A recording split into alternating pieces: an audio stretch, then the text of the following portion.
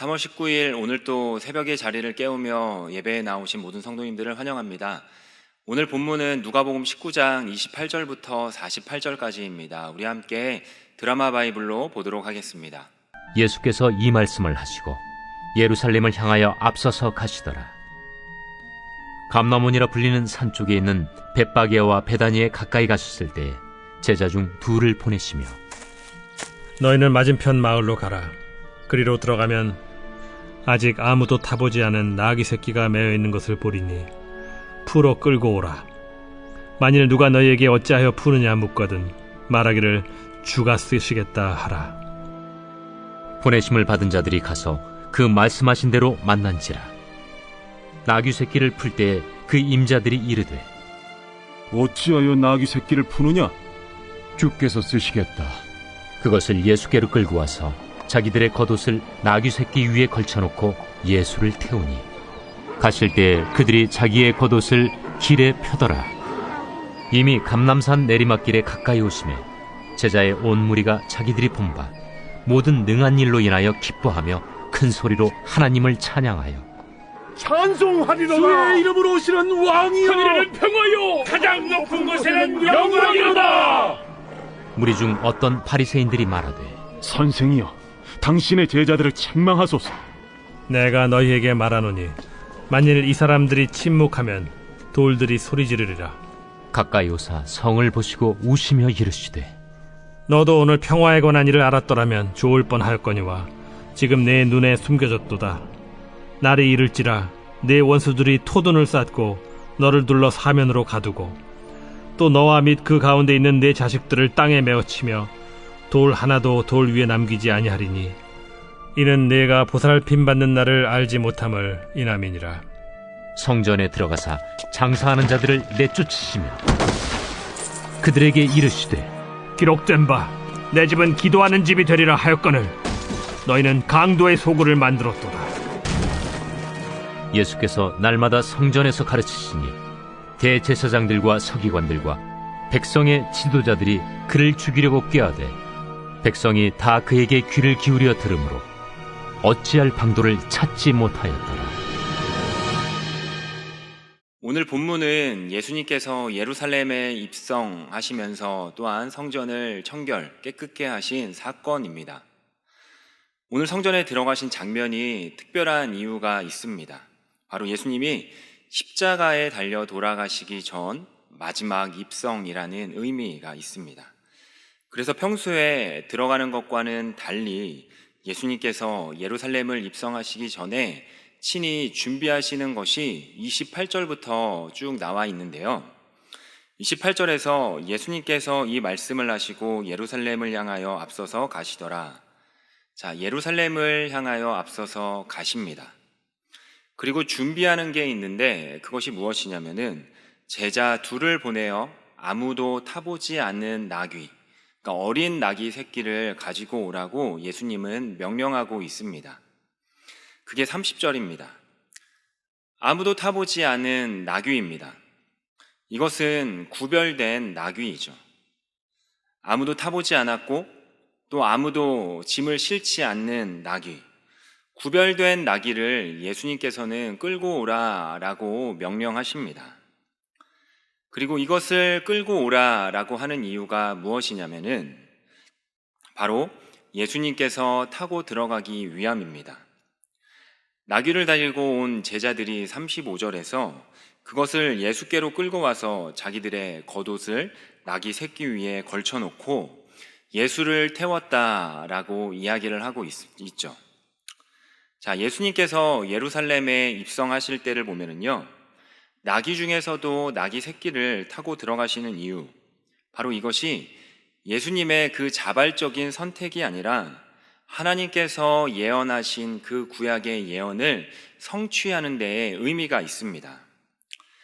예수님께서는 지금 순종함으로 이 모든 것들을 이루고 있다라는 것입니다. 자, 나귀를 타고 들어간다라는 것은 이미 스가랴 선지자, 스가랴 9장 9절에 나와 있습니다.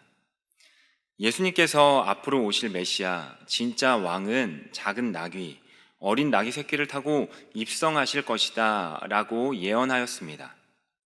그러니 예수님께서 나귀를 타고 들어가시는 이유가 하나님께서 스가랴 선지자를 통하여서 하신 그 예언, 이 말씀에 대한 성취입니다. 그리고 이 나귀를 타고 들어가는 것 자체가 구약의 예언의 성취뿐만 아니라 순종의 의미이며 또한 예수님의 겸손의 모습입니다. 그래서 사람들이 또한 그래서 우리가 예수님을 겸손의 왕이다 라고 이야기를 하고 있는 것이죠. 예수님은 겸손의 왕, 그리고 왕이신데 겸손하다 라는 것은요, 우리가 다른 사람에게 남을 낮추는 것도 겸손이지만 예수님의 이 겸손, 이 오늘의 겸손의 의미는 그것보다 조금 더 확대가 됨을 우리는 알 수 있습니다. 예수님께서 겸손의 왕이시다 라는 이 의미는요, 하나님의 말씀에 순종한 삶이 포함되어 있는 것입니다. 다른 사람을 높이고 또한 나를 낮추는 것을 떠나서 하나님과의 관계에서 하나님의 말씀 앞에 순종하기 위하여 자기의 권세를 내려놓고, 그러니까 자기의 권세를 드러내지 아니하시고 아주 어린 나귀 새끼를 타고 입성하시는 예수님의 순종의 삶이 겸손이다라는 것이죠. 우리도 마찬가지입니다. 하나님 앞에 겸손하다라는 것은 하나님 앞에 나를 낮추고 또한 다른 사람들을 높인다라는 의미도 있지만, 우리에게 있어서 진짜 겸손은 하나님의 말씀에 순종하는 삶을 드러내는 것, 이것이 진짜 겸손입니다. 그리고 이 겸손한 자들을 하나님께서는 높이십니다. 겸손의 반대는 교만입니다. 잠언에 교만의 패망은 선봉이요 라고 말하고 있습니다. 교만은 하나님이 미워하시는 것이고 또한 겸손은 하나님이 사랑하시며 기뻐하시는 것입니다. 그래서 교만은 자기 스스로 하나님의 자리에 있어서 인생의 주인도 자기이며 또한 내 모든 앞길도 내가 지휘하고 또한 내가 모든 것들의 중심이 되어 살아가는 삶, 이것이 교만이라면은 겸손은요, 하나님을 존중하고 또한 하나님 앞에 그 말씀에 순종하며 또한 그런 태도를 보이는 삶, 이것이 바로 겸손인 것입니다. 그래서 예루살렘에 입성하시는 이 예수님이 겸손의 왕으로 예언되었던 구약의 말씀을 성취하실 뿐만 아니라 또한 순종함으로 아주 작은 어린 나귀 새끼를 타고 입성하시는 것입니다. 예수님이 입성하실 때 사람들은 예수님의 오심을 알았습니다. 그래서 사람들은 외치면서 찬송을 합니다. 그게 이제 38절부터의 내용입니다. 찬송하리라 보다는 우리에게 좀 더 익숙한 것은 호산나 다윗의 자손이여 호산나 하더라. 이 호산나가 우리에게 조금 더 익숙할 것입니다. 호산나는 이 우리를 구원해 달라는 부름이고 또한 예수님의 입성하심을 자신들이 구원할 왕으로 오심을 찬송하는 것이 바로 이 호산나입니다. 오늘 누가가 기록한 이 누가복음에서는 주의 이름으로 오시는 왕이여 라고 말하면서 예수님의 그 실제적인 신분에 대하여 드러내고 있는 것입니다. 또 그 이후에 하늘에는 평화요 가장 높은 곳에는 영광이로다 라고 찬송하면서 예수님의 그 탄생하셨을 때 천사들이 고백했던 이 찬송과 또한 지금 예수님이 예루살렘에 입성하실 때의 이 찬송, 동일한 찬송의 내용을 반복해서 할 수 있음을 우리는 알 수 있습니다. 무슨 말이냐면은 예수님은 하나님이 보내시는 자요 또한 왕으로 입성하시는 것을 백성들은 이미 알고 있었고 백성들은 또 그것들 찬송하고 있다라는 것입니다. 이들의 찬송과 또한 이들의 환호가 진실되었기 때문에 바리새인들은 이들의 찬송에 대하여 비난을 합니다. 그래서 이 바리새인들의 비난에 예수님은 이렇게 대답을 하고 있는 것이죠. 돌들이 소리낼 것이다 라고 이야기를 하고 있습니다. 그렇다면은 예수님이 이 입성, 예루살렘으로 들어가시는 이 목적이 무엇일까요? 그 뒤에 나와 있는 것처럼 바로 성전 청결입니다. 예수님은 이 로마 총독에게 바로 가는 것이 아니라 또 헤롯에게 가는 것도 아니었습니다. 이 정치적인 권력을 끌어내려 가지고 내가 왕이고 또한 내 백성은 나를 믿고 따라가야 한다라는 이 군사적인 힘을 동원해서 그들을 끌어내리려고 했던 것이 아니라 예수님은 바로 성전을 향하여 가셨습니다. 사람들의 생각이 여기에서부터 달라진 것이죠. 그러면서 입성하시자마자, 성전에 가시자마자 가장 먼저 하신 것이 그 강도의 소굴이 된 성전을 보시면서 눈물을 흘리셨던 것이고, 그 이후에 장사하는 자들을 내쫓으신 일입니다. 그게 바로 45절부터 쭉 이어져 나오는 내용입니다. 이 사건을 가지고 성전 청결이라고 이야기를 합니다. 사람들이 성전을 더럽혔음에 대해서 예수님께서는 매매하는 자들을 내쫓으시고 또한 상을 엎으면서까지 모든 것을 다 깨끗게 하시고 또한 청결하게 하십니다. 특별히 이 성전은요, 하나님의 아들인 예수님에게는 아버지의 집이었습니다. 하나님은 내 집이 기도하는 집이 되어야 한다라고 구약에서 말씀하셨는데, 예수님께서 성전에 들어가 보니 이 예루살렘 성전은 강도의 소굴이 되어 있었고, 또한 성전을 중심으로 기득권을 구축한 자들에 의해서 하나님의 집은 이득을 챙기는 종교 지도자들의 그 강도의 보물 저장소가 되어 있었던 것이지요. 예수님께서는 이곳으로 다시 오신 것입니다. 그리고 이 더러워진 성전을 깨끗게 하심을 보여주기 위해서 장사하는 자들을 다 내쫓으시면서 여기는 만민이 하나님 앞에 기도하는 집이 되더라 라고 하신 이 하나님의 구약의 말씀을 성취가 되어야 하는 곳인데, 너희들은 지금 너희의 이익을 탐하는 강도의 소굴이다 라고 말씀을 하시면서 이것을 다 엎어버리고 있는 것입니다. 그렇다면 우리가 여기에서 생각해야 될 것은 무엇일까요? 바로 예수님께서 이 성전을 향하여 눈물을 흘리시면서 오신 목적입니다. 예수님께서 깨끗게 하고자 하셨던 것, 바로 이 성전 청결은 무엇일까요? 단지 이 장사하는 자들, 매매하는 자들을 엎으면서 깨끗게 했다? 이것만이 과연 청결이라고 이야기할 수 있을까요? 예수님께서 이 성전 청결에 대한 거는요, 구약의 역사 속에서도 계속 이루어졌습니다.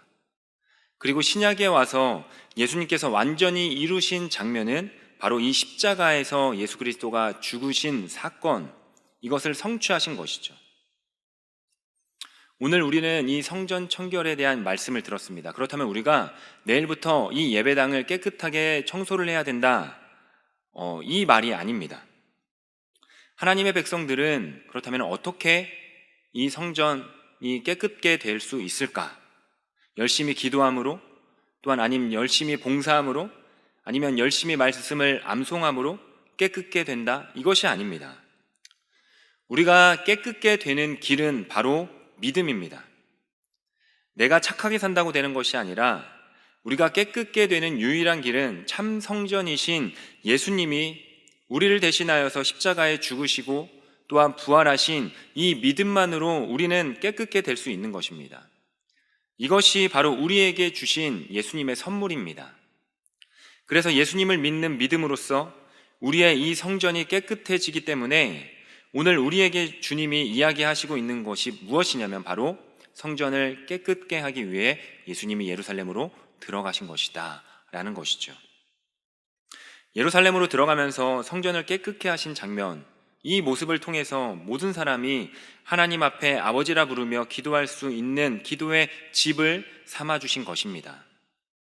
이제는 아무나 함부로 들어갈 수 없었던 그 성전을 오직 참 성전이시고 또한 오직 참 제사장이신 예수님께서 바로 십자가에서 성취하심으로 그를 믿는 모든 자는 하나님 아버지 앞에 갈 수 있도록 바로 그 길을 여신 것입니다. 우리가 예배를 통해서 내가 더러워졌던 것들이 깨끗해지는 것이 아니라 더러워진 내가 이미 깨끗게 하신 그 하나님의 은혜에 감사함으로 예배할 때에 또한 고백할 때에 깨끗게 되어지는 역사가 나타나는 것입니다. 우리를 깨끗게 하는 것은 우리의 행위가 절대적으로 아닙니다. 내가 말씀을 많이 읽는다고 해서 나의 죄인이 의인되지 않습니다. 내가 기도 생활을 열심히 한다고 해서 이 죄인이 의인되지 않습니다. 죄인이 의인되는 유일한 길은 나를 모든 죄에서 구원하신 그 예수 그리스도를 믿을 때에만 우리는 가능한 것입니다. 오직 믿음으로만 나의 죄를 깨끗하게 씻기시고 또한 나를 하나님의 자녀로 삼으시며 또한 나를 의인이라 부르십니다. 그럼 의인된 자들이 자기의 그릇을 날마다 관리하고 또한 하나님이 원하시는 깨끗한 그릇으로 삶을 살기 위한 장치가 바로 말씀과 기도인 것입니다. 그래서 그리스도인은 이 말씀과 기도를 뗄래야 뗄 수 없는 것이죠. 오늘 예루살렘에 입성하신 장면을 바라보면서 겸손과 순종의 모습을 보여주셨던 예수님, 그리고 성전 청결을 통하여서 우리를 성전 삼아주신 그 하나님의 은혜에 감사하면서 하나님의 말씀과 기도로 복된 은혜의 삶을 누리시는 참된 하나님의 백성들이 되기를 주님의 이름으로 소망합니다. 함께 기도하시겠습니다. 사랑과 은혜가 풍성하신 하나님 아버지, 감사합니다. 이 땅 가운데 겸손의 왕으로 또한 평강의 왕으로 오신 예수님을 우리의 마음 가운데 새깁니다. 예수님을 영접함으로 우리의 삶에 참된 평강이 넘치게 하옵시고 또한 진정으로 주님께 순종하며 겸손한 마음으로 살아가는 참된 주의 백성들이 될 수 있도록 주님 함께하여 주시옵소서. 주께서 내 집은 만민이 기도하는 집이라 말씀하셨던 것처럼 우리의 마음과 생각이 기도하는 집이 되게 하옵시고 또 날마다 우리의 마음을 정결하고 성결하게 가꾸며 진정으로 하나님께 영광 돌리는 복된 인생이 될 수 있도록 주님 함께하여 주시옵소서. 감사드리며 이 모든 말씀을 살아계신 예수 그리스도의 이름으로 기도드립니다. 아멘. 각자의 기도 제목으로 함께 기도하며 나아가도록 하겠습니다.